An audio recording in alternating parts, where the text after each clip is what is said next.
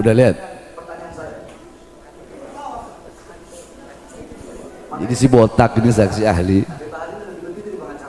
Fotonya Lutfi Hakim, jenazahnya almarhum, salah satu daripada 6 syuhada. Itu kan ada yang kelihatan apa namanya? Kelihatan apa kalau orang meninggal itu dikasih kayak kain apa batik kan. Nah, jadi ini fotonya almarhum, itu saya lipat kain batiknya biar nggak kelihatan. Jadi hanya kelihatan foto tangannya aja. Saya kasih tunjuk sama si botak tadi kayak di video. Ini ada orang jatuh dari motor, saya bilang. Menurut anda ini luka-luka apa? Padahal ini fotonya almarhum Lutfi Hakim. Nah, si saksi botak tadi, dokter tadi yang ngebedah dua daripada apa 6 laskar itu, dia bilang apa? Tadinya dia bilang saya bukan apa wewenang saya. Akhirnya kan di situ saya bilang tadi, otak aja bisa kau bedah, bisa kau lihat, masa luka begini kau nggak bisa tahu ini luka apa? Akhirnya dia bilang apa? Kalau bukan luka bakar, luka apa tadi? Luka lecet atau luka terbuka. Itu kata siapa? Yang ngomong dia kan? Dia ngomong itu karena dalam keadaan posisi nggak tahu kalau itu fotonya 6, salah satu daripada 6 syuhada. Akhirnya saya lihatin sama hakim, yang mulia, ini foto, baru saya buka ya, jadi yang tadinya saya lempit dikit ini baru saya buka, baru saya kasih lihat, yang mulia, ini adalah foto Lutfi Hakim, salah satu daripada 6 syuhada. Ini bukti bahwa mereka disiksa, saudara-saudara. Ayo lihat video tadi ya. Itu bukti disiksa nggak? Disiksa nggak? Kalau nggak disiksa luka apa? Ayo, luka apa? Sedangkan nih mereka dokter-dokter ini selalu setiap ada luka mereka bilang ini luka lebam mayat, ini luka lebam mayat. Kalian tahu luka lebam mayat? Mayat itu ya, kalau 24 jam itu kan darah kan berhenti ngalir. Nah jadi itu ada kayak lebam-lebam begitu. Nah lebam-lebam itu semua dokter-dokternya 3 yang 2 perempuan. Karena yang 2-nya perempuan, jadi saya nggak bisa segalak tadi itu sama yang botak itu. Karena saya sama perempuan saya taruh atas kepala kayak mahkota. Saya kalau sama perempuan lembut, nggak bisa kasar. Nah 3 dokter itu selalu mereka bilang ini luka lebam mayat, lebam mayat, lebam mayat. Setelah tadi saya buktikan di pengadilan itu luka. Jawab, itu luka lebam mayat atau bukan? Lebam mayat atau bukan? Yang ngomong siapa? Itu dokter yang ngomong. Iya kan? Padahal saya beri, kalau dalam ilmu psikologi itu adalah, kalian nggak perlu belajar itu, dengan 2 kali tambahan aja, bener kan? Bukan luka bakar apa? Bener kan? Bukan luka lebam mayat, ulangi 2 kali aja, bener kan? Bukan luka lebam mayat, kena mental itu dalam ilmu psikologi itu. Saya ulang 2 kali, bener kan? Bukan luka lebam mayat, masa luka lebam mayat begini? Nah, itu untuk akhirnya dia ngomong jujur apa adanya. Yang tadinya mungkin mau apa namanya menutup-nutupi, karena dia tahunya itu saya bilang ini orang lagi jatuh di motor, ya akhirnya dia bilang mau nggak mau, kalau menurut saya ya ini adalah luka bakar atau luka lecet. Jadi dengan adanya hal-hal seperti ini, kejanggalan-kejanggalan seperti ini, makanya saya dibuktikan tidak bersalah menyebarkan berita bohong. Apa buktinya? Perhatikan, saya bacakan resum pengadilan. Resum pengadilan itu jadi rincian, diringkas dari semua yang ada di pengadilan itu, diringkas menjadi sebuah ringkasan ya, biar semua tahu ini resum daripada pengadilan.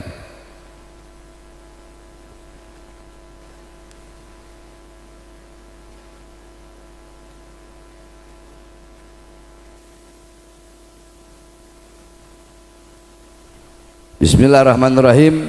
Perhatikan, resum peradilan HB As-Sayyid Bahar bin Smith alias HB Bahar bin Ali bin Smith, nomor perkara 220 sus garis miring 2022 garing PN Bandung 1. Perhatikan, saksi ahli Dr. Farah Primadani Kauroh S.PF.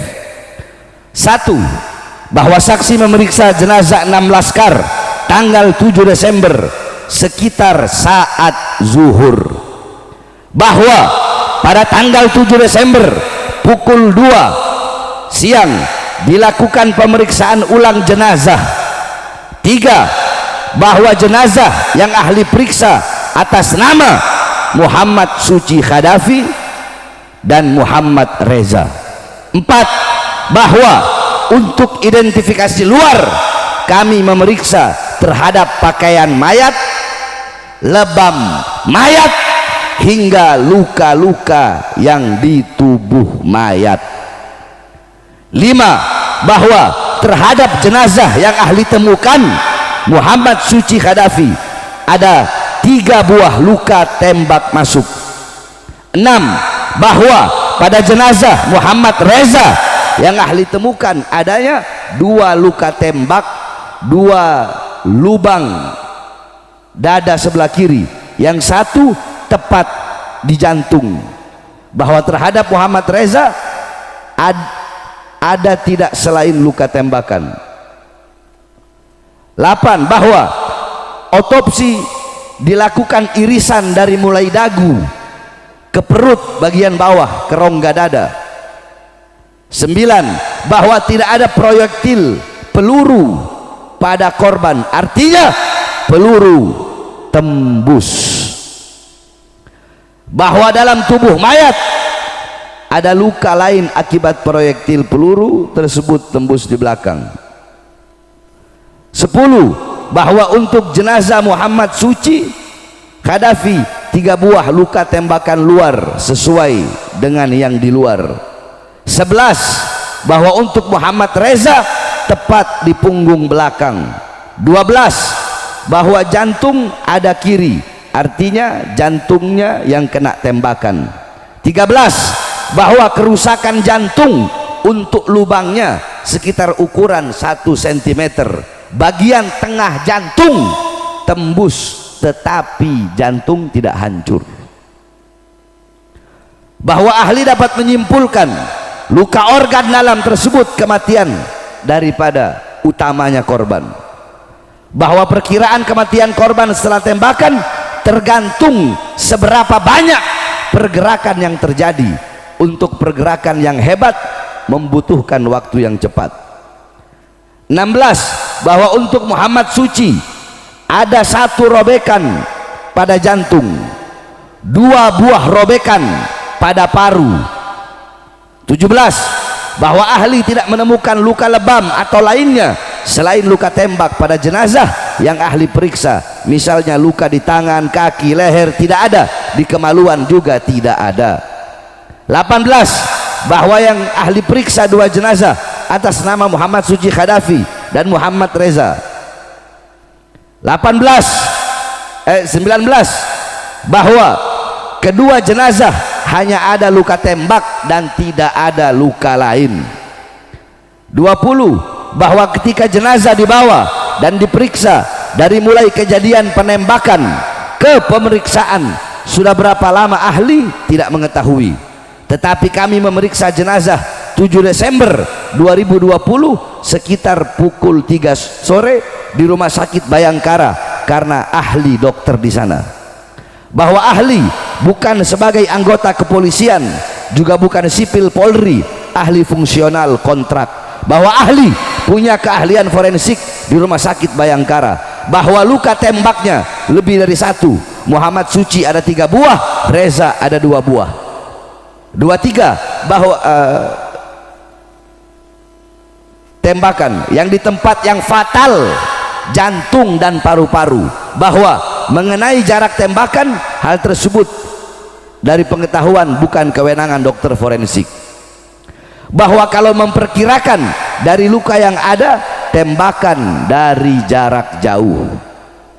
Ini kata dokternya nih, si dokter Farah ini. Poin 26. Bahwa setelah masing-masing memeriksa 25, bahwa pemeriksaan luar ahli 2 jenazah 3-4 jam, untuk bagian dalam juga 3-4 jam. 26. bahwa setelah masing-masing memeriksa 2 jenazah kemudian saling memeriksa kembali, setelah itu kesimpulan dari 3 orang ini dituangkan dalam surat visum itu bahwa tidak ada perbedaan pendapat satu sama lain, bahwa setelah otopsi mayat kami bersihkan kemudian kami serahkan kepada pihak keluarga yang menyerahkan ada tim tersendiri, bahwa otopsi di hari yang berbeda, periksaan luar tanggal 7, otopsi di tanggal 8, langsung buat berita acara visum. 30, bahwa setelah diotopsi kami mandikan, kafankan, kemudian kami masukkan dalam peti jenazah. 31, bahwa untuk keluarga memeriksa lagi itu sudah di luar kewenangan kami pihak rumah sakit, sepenuhnya oleh pihak keluarga, tidak ada larangan misalnya dari rumah sakit Bayangkara. 32, bahwa untuk jenazah yang ahli periksa perkiraan waktu kematian antara 2 sampai 24 jam sebelum pemeriksaan. Artinya misalkan diperiksa pukul 2 siang, berarti perkiraan waktu kematian ditarik mundur 2 sampai 24 jam. Kemungkinan berarti jam 12 siang dini hari yang sama sampai jam 2 siang di hari berikutnya. 33, bahwa lebam mayat itu adalah fenomena setelah kematian, jadi ada penumpukan sel darah merah pada bagian bawah setelah mati. 34, bahwa lebam berwarna keunguan, warnanya mirip memar. 35, bahwa fenomena lebam mayat itu pasti di setiap orang yang meninggal, setiap kematian pasti timbul lebam mayat. 36, bahwa posisi sekitar 24 jam lebam mayat sudah mulai sukar atau susah dinilai, lebam mayat muncul mengikuti gravitasi. Maksudnya seandainya mayat dalam posisi terlentang, maka lebam akan timbul di bagian belakang, di seluruh tubuh bagian belakang. Bahwa lebam mayat ini berbeda dengan seperti bekas luka pukul. Bedanya kalau memar biasa sifatnya terlokalisir, tetapi kalau lebam hampir di seluruh permukaan jadi rata. 39, bahwa lebam mayat mulai muncul 20 sampai 30 menit setelah meninggal, mulai sukar di atas 24 jam. Bahwa kaku mayat muncul 2 jam pasca kematian dan hilang rata-rata setelah 24 jam. Bahwa dari pakaian yang dipakai saat itu selain luka tembak pada jenazah yang ahli periksa tidak ada kerusakan, hanya bekas peluru masuk. 42, bahwa di SOP di Rumah Sakit Polri pemeriksaan jenazah boleh dilakukan setelah adanya permintaan visum dari pihak penyidik. 43, bahwa kalau tidak salah jenazah datang sekitar jam 5 subuh, surat visum jam 11 atau 12 ahli kurang ingat. Bahwa ruang lingkup ahli di forensik melakukan pemeriksaan kepada korban, baik itu korban hidup atau mati, tujuannya membantu peradilan untuk menemukan memperkiraan mati mayat atau mati mayat jam berapa. Itu salah satu kaitan dengan tindakan pidana untuk mengetahui matinya wajar atau tidak wajar. 45, bahwa kurang lebih standar pengeluaran visuril tidak ada yang sama untuk setiap jenazah, tetapi untuk jenazah yang ahli periksa setelah otopsi tanggal 8, visum kami keluarkan tanggal 11 Desember 2020, 3 hari setelah otopsi. Bahwa hasil foto tidak dilampirkan dalam visum untuk menjaga keamanan di rumah sakit, tidak melanggar etika kedokteran karena bukan termasuk SOP. 47, bahwa karena foto rahasia kedokteran yang hanya bisa diperlihatkan kepada penyidik di persidangan atas permintaan dari penegak hukum bisa. Bahwa ahli tahu mengenai perkara ini dari penyidik yang ahli ketahui dari surat atas nama Bahar Smith, dengan siapa ahli tidak tahu, bahwa visum itu atas permintaan penyidik saja, tidak ada surat dari pihak keluarga, persetujuan dari pihak keluarga, setahu saksi tidak ada. Bahwa sesuai ilmu yang kami pelajari, pada umumnya luka tembak jarak dekat akan memberikan gambaran adanya mesiu yang ditemukan di sekitar lubang masuknya. Itu tidak ahli temui pada jenazah Muhammad Suci dan Muhammad Reza. Bahwa warna hitam pada foto jenazah ini bukan sisa mesiu penembakan secara dekat, karena itu akan ditemukan di dinding luka, bukan di kulit sekitarnya. 50. Bahwa kulit mengelupas karena proses pembusukan terjadi, kulit kehilangan protein lebih dari 24 jam, kulit akan mengelupas. Jika terjadi gesekan karena benda tumpul, benda tumpulnya apa ahli tidak tahu karena tidak melihat. 51. Bahwa emreza, lubang di dada, menembus ke paru-paru kemudian ke belakang mengelupas. Betul.